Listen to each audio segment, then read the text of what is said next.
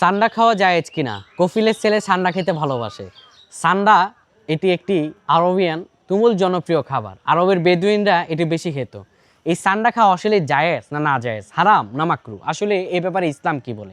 আল্লাহ রাব্বুল আলামিন বলেন, ওহে মানুষেরা, তোমরা জমিনে খাও খাও কিন্তু হালাল তয়্যিবা, যেটা হালাল এবং পবিত্র সেটি খাও। আমাদের তো অনেক কিছুই হালাল, ঘাসও তো হালাল, কিন্তু সেটি তো রুচিকর নয়, অরুচিকর।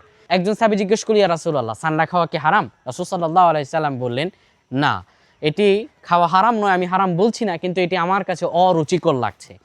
অরুচিকর খাবারগুলো মাকরুহে তাহরামিয়া হয়ে থাকে, কিন্তু হানাফি মাযহাব মতে সান্ডা খাওয়া হারাম হিসাবে বিবেচিত হয়েছে। অন্যান্য মাযহাব মতে একটি মাকরু। মাকরু বিষয়গুলো খাওয়া যায়, তবে যেটাতে আপনার রুচি হয় না সেটা খাবেন কি করে? সান্ডার ব্যাপারে আমরা এই মতামত পেশ করতে পারি, যেটি অরুচিকর, এটি না খাওয়াই ভালো। শুকরিয়া, জাযাকুমুল্লাহ খাইরান ফিদ দুনিয়া ওয়াল আখিরাহ।